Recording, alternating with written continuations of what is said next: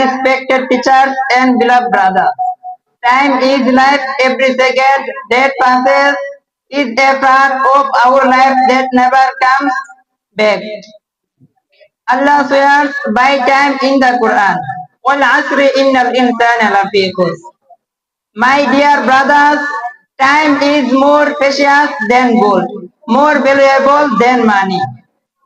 The Prophet Muhammad sallallahu alaihi wasallam said, "There are two buildings which many people waste: health and free time. If we waste time in using things, we will regret it on the day of judgment." Great scholars like Imam Bukhari and Imam Abu Hanifa evaluate every moment. Let us promise today we will not waste our time. We will use it in our time for Islam, for knowledge, for good action. May Allah help us to value our time and use it in His obedience. Amin. Wassalamu alaikum.